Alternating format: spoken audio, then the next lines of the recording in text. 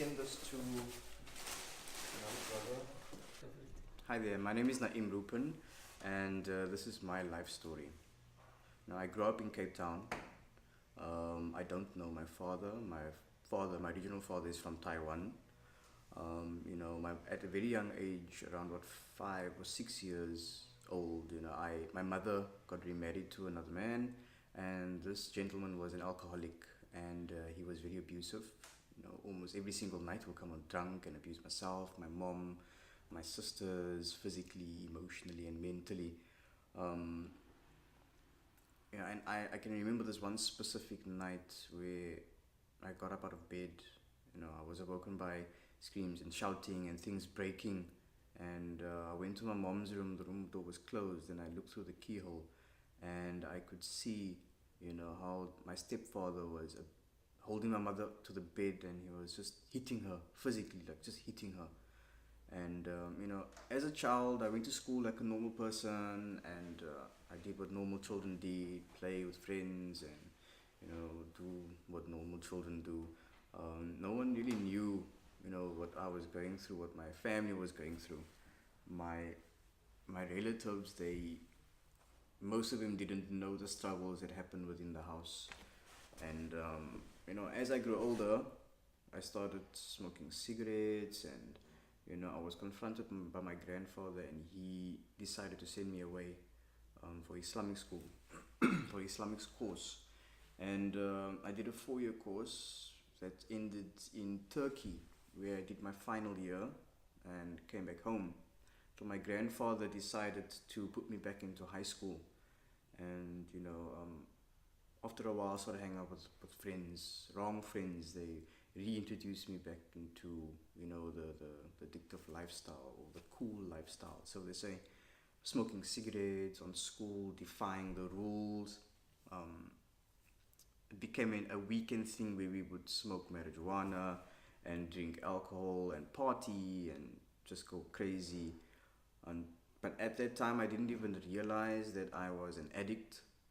It was just something normal that normal people did, and until eventually it moved from a weekend thing, or progressed from a weekend thing to a almost every single day thing, where I couldn't be without the use of marijuana.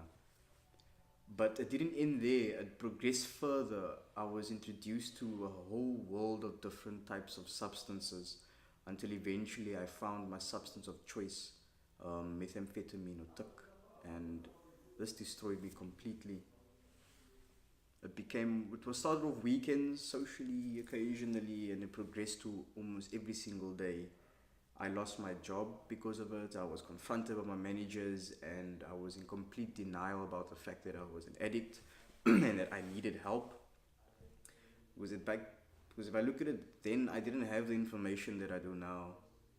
I lost my job, went back home. My mother gave me an ultimatum to pull myself right, or just become nothing. I started stealing from home. I started stealing everything I could to support my drug usage. The baking equipment, for jewelry. I stole from my sisters. I stole my mom's clothing. There's so much, and the list can go on and on and on. Everything that was of value, I've taken, until the point my mother got fed up with me, and she threw me out of the house. And I lived on the street, and this was the pinnacle of my addiction. The I mean, no words. I can't even describe the feeling of living on the road, coming from something amount to nothing, and having absolutely nothing. But being an addict, I would make a way no matter what the cost. I threw away my dignity. I threw away my self-respect. I disregarded my own health.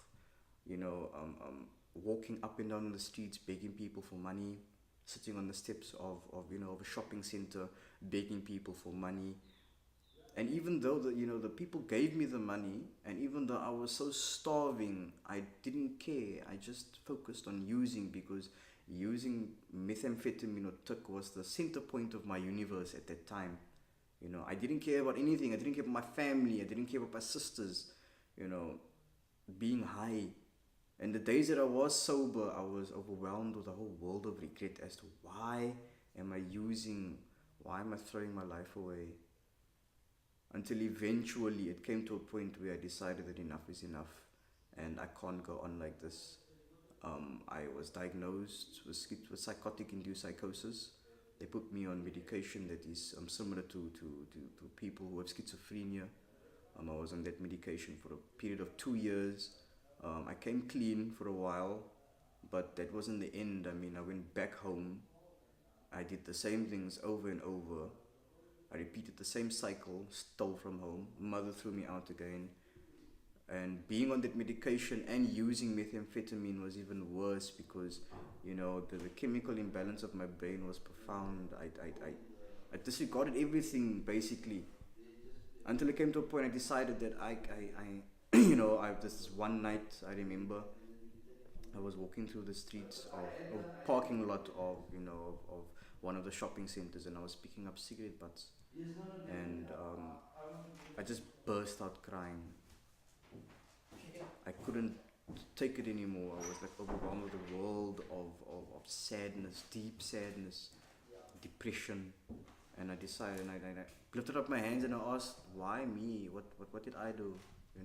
Asked my creator, why me? What did I do? What did I do to deserve this? And that's then and there where I had 2 boxes of my tablets that I was taking on me, because I had to take it every night. I took one of those boxes and I downed everything, and with the intent of committing suicide. But I don't know how, that is what it still puzzles me. And there's only one conclusion that I can come to is that I woke up in hospital. And when I woke up in hospital, I asked the nurse, no, it was the doctor that came to me and asked if everything was fine. And it was in Carl Bremer Hospital in Belleville. And she asked me, do you know how you got here? And I said, I don't remember anything. And he said, no, there was a man who came to drop you here. His name was Lee. And at that moment, I realized it was one of my good friends, Lee, that tried to help me like a couple of years back when I just started. I mean, I can still remember his advice. He said, don't do this. You got so much potential. You can achieve so much in life. Don't throw your life away on drugs. And he was the one that found me, and he was the one that took me to hospital, and just through him that that I'm still sitting here. Even though he was a tool, and I understand now that it was my higher power, that in this case it was Allah who saved me. But I came clean for about a month or two, but I was still on the street. And at that time I decided I'm going to just try and get a job and try and pick myself up and pick up the pieces, of everything. But I just fell back until I met a social worker, and she had referred me to Cape Town Drug Counseling Center, and I went there for the outpatient treatment. I was clean again for a month, and the counselor referred me to an inpatient program. But in my mind, I was still in heavy denial. I was like, why? I can do this, man. I'm clever enough. I'm not stupid like the others. But it was denial. When I came out, when I was finished with the outpatient treatment, I attended NA, Narcotics Anonymous, their groups, but I just fell back into addiction. I don't know. I think the reason why I fell was because I wasn't honest with myself, and I didn't respect myself.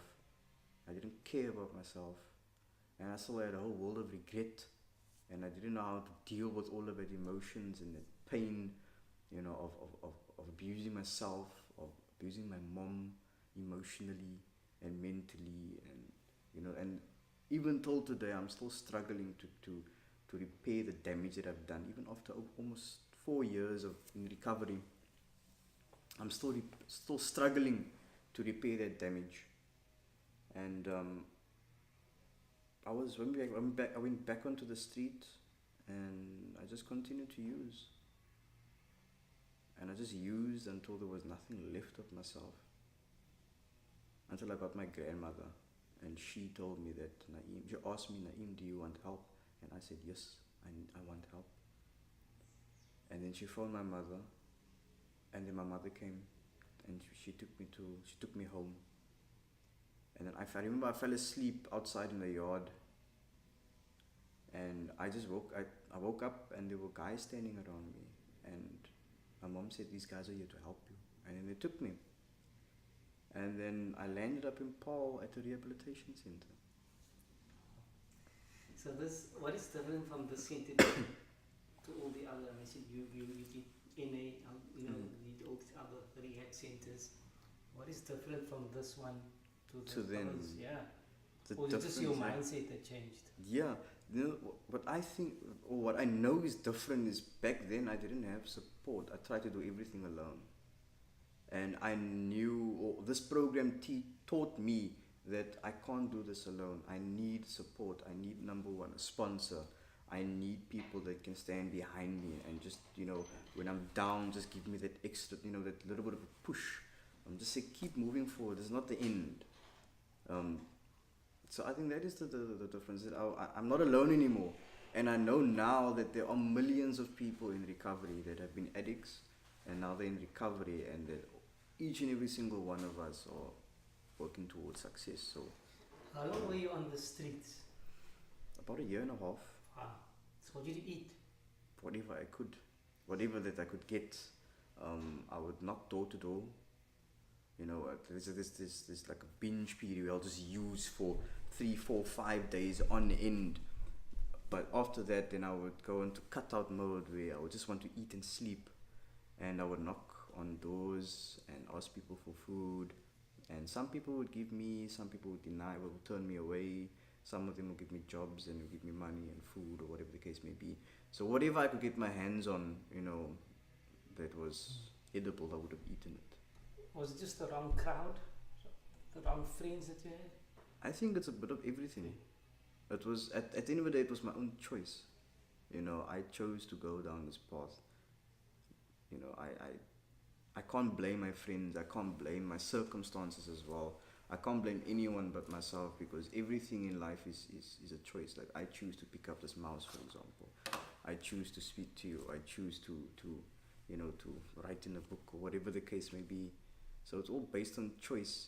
But even though there's a lot of external factors that contribute to, you know, to my substance abuse, circumstance and this and that, but I can't blame it. You know, there's people that come from worse backgrounds, but they are becoming successful. They are one of the most successful people, you know. What is a sponsor? You said sponsor. Yeah. That's what sponsor is. A sponsor, in you know, according to NA, a sponsor is someone who has multiple years of recovery, who has gone through the 12 steps of NA and studied it with their sponsor.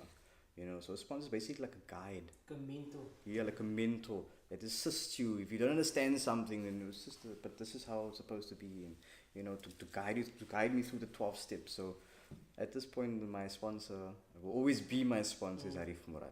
Wow. I actually have two, Majid and Arif. Yeah. Ah, brilliant.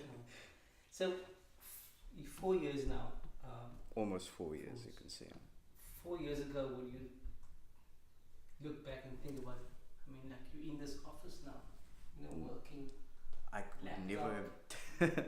I couldn't But you dream told of me it. that you running the whole operations here. Yeah, I deal with the you know, Murat events, all the bookings, the liaison between the clients and the wedding planner. I do the bookkeeping, and I deal with the first-hand accounts and things like that. So I basically run the office in a sense. Yeah. Never.